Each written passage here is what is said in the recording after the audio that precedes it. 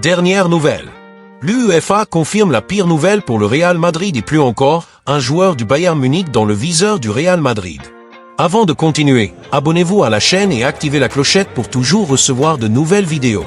Dans l'univers du football, il existe des noms qui ne brillent pas seulement par leur qualité, mais qui suscitent également une attente unique en raison de ce qu'ils représentent pour l'avenir.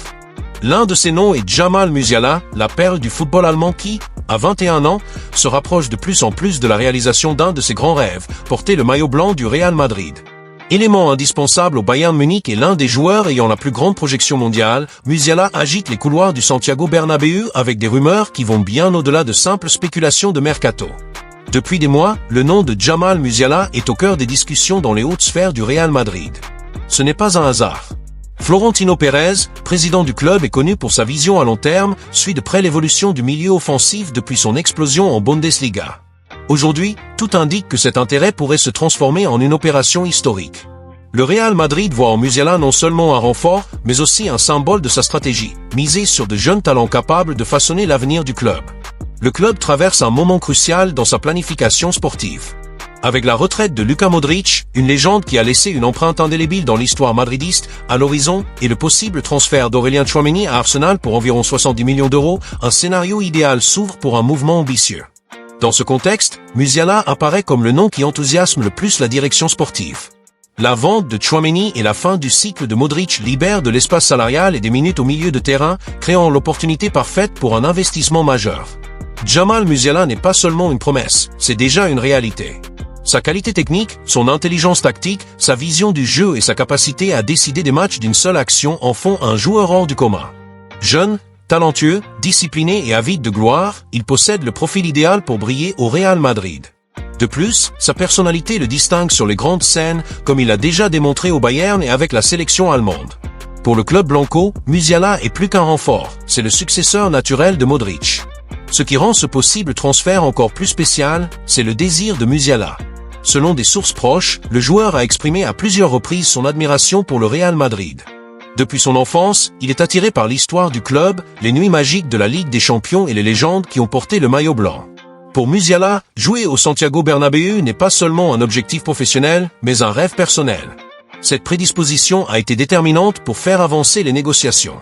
Florentino Pérez, connu pour n'avancer dans les négociations qu'avec assurance, a reçu des signaux positifs du Bayern Munich.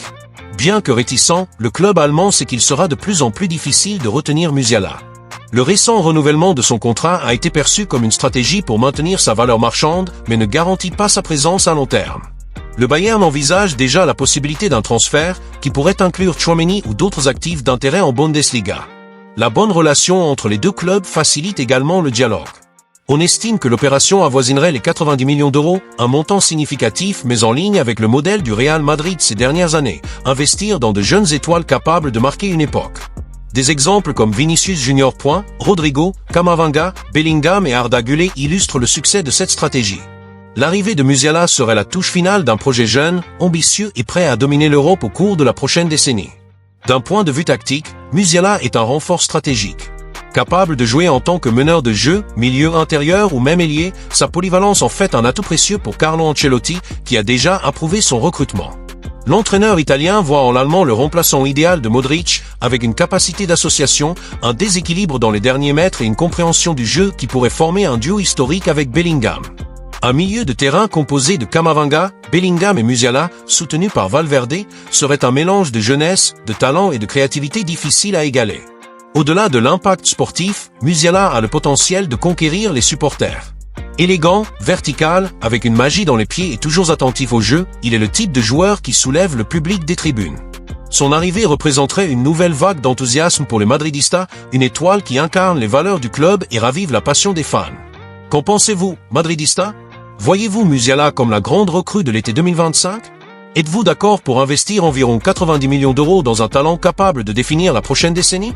L'opération est en cours, les pièces s'assemblent et le Real Madrid semble une fois de plus en avance dans la course pour une pépite du football mondial. Le compte à rebours a commencé. Un détail qui accroît encore l'attente est la détermination de Musiala. Malgré des offres alléchantes de géants comme Barcelone, Chelsea et le PSG, le joueur a été clair « Je veux jouer au Real Madrid ». Cette décision reflète l'attraction unique du club, son histoire, ses 14 Ligues des Champions et son héritage surpassent toute offre financière. Pour Musiala, le Santiago Bernabéu est la scène où les élus transcendent et il est prêt à relever le défi. Florentino sait que le succès du Real Madrid ne repose pas seulement sur l'argent, mais sur un projet qui inspire. Il n'entre pas dans des guerres salariales, il offre quelque chose de plus grand, la chance d'écrire l'histoire. Musiala, avec sa mentalité et son talent, s'inscrit parfaitement dans ce modèle. Son arrivée ne sera pas un hasard, mais le résultat d'une stratégie réussie qui a déjà attiré tant de jeunes étoiles au club. La question n'est plus si Musiala viendra, mais quand. Qu'en pensez-vous, Madridista? Êtes-vous excité par un joueur qui rejette d'autres géants pour réaliser son rêve au Real Madrid? N'est-ce pas précisément le type d'athlète qui mérite de porter notre maillot? Car lorsqu'un talent comme Musiala choisit Madrid avant tout, le club a déjà gagné avant même de signer le contrat. Ancelotti a son avenir menacé au Real Madrid. La continuité du travail de Carlo Ancelotti en tant qu'entraîneur du Real Madrid est menacée, selon le journal espagnol AS. La publication souligne que l'avenir de l'entraîneur italien au club dépend directement de ses performances lors des prochains matchs décisifs de la Ligue des Champions et de la Coupe du Roi.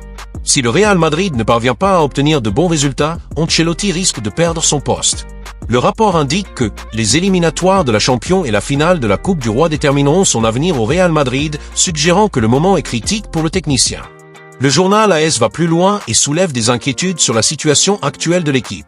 Ce n'est pas seulement le fait que le Real Madrid ait accumulé 5 défaites et 6 matchs nuls en Liga qui préoccupe, mais aussi des signes indiquant qu'Ancelotti pourrait perdre le contrôle de l'équipe. Un exemple flagrant est la fragilité défensive récente, le club a encaissé 8 buts en seulement 3 matchs.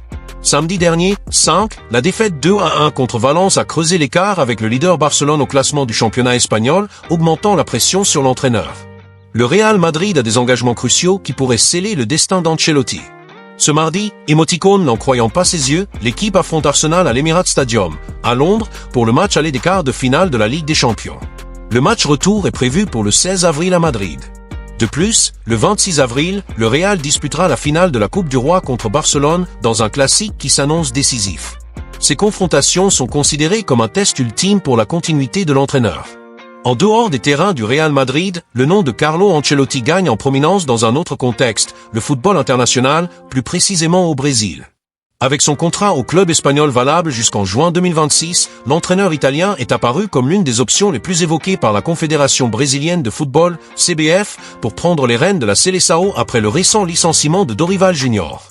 Le départ de Dorival, qui n'a pas réussi à enchaîner des résultats convaincants, a ouvert la porte à des spéculations sur celui qui dirigera prochainement l'équipe brésilienne, et Ancelotti, avec son palmarès rempli de titres et son expérience dans de grands clubs européens, semble être un candidat de rêve pour de nombreux supporters et dirigeants. La possibilité qu'Ancelotti prenne les commandes de la Seleção brésilienne n'est pas nouvelle. Depuis 2023, alors que l'Italien traversait une période de hauts et de bas au Real Madrid, son nom circulait déjà dans les coulisses du football brésilien. À l'époque, la CBF cherchait un remplaçant à titre après la Coupe du Monde 2022 et Ancelotti avait été approché, mais il avait choisi de rester en Espagne où il a fini par remporter un nouveau titre de Ligue des Champions en 2024.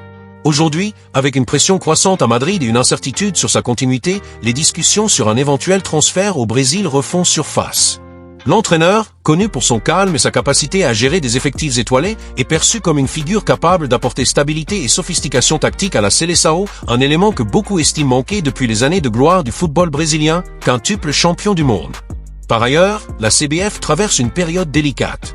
Après le licenciement de Dorival Junior, le président Ednaldo Rodrigues a été clair. Il n'y a pas de temps à perdre, le Brésil a besoin d'un nouvel entraîneur avant la prochaine date FIFA, en juin, lorsque la Seleção aura des matchs décisifs pour les qualifications à la Coupe du Monde 2026. Les rencontres contre l'Équateur, le 4 juin, et le Paraguay, le 9 juin, sont considérées comme essentielles pour maintenir l'équipe dans la course à une qualification directe pour le tournoi. La pression pour des résultats immédiats et le besoin d'un nom prestigieux pour raviver l'enthousiasme des supporters place Ancelotti en position privilégiée sur la liste des candidats, bien que son recrutement implique des négociations complexes, y compris une éventuelle résiliation avec le Real Madrid. Un autre facteur qui rend Ancelotti attirant pour la CBF est son expérience internationale. Tout au long de sa carrière, l'Italien a entraîné des clubs comme le Milan, Chelsea, le Paris Saint-Germain, le Bayern Munich, bien sûr, le Real Madrid, accumulant des titres dans différentes ligues et cultures footballistiques. Cette expérience pourrait être un atout pour gérer la diversité de l'effectif brésilien qui réunit de jeunes promesses évoluant en Europe et des vétérans cherchant une dernière chance en sélection. Cependant, il y a des défis. Ancelotti n'a jamais dirigé une équipe nationale et son adaptation au calendrier intermittent des matchs internationaux, très différent du rythme intense des clubs, serait un test inédit dans sa carrière.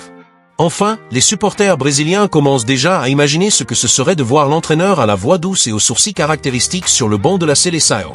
Alors qu'au Real Madrid il doit faire face à la pression des résultats immédiats, au Brésil, le défi serait différent. Restaurer la confiance d'une équipe qui, malgré son talent indéniable, n'a pas remporté de Coupe du Monde depuis 2002.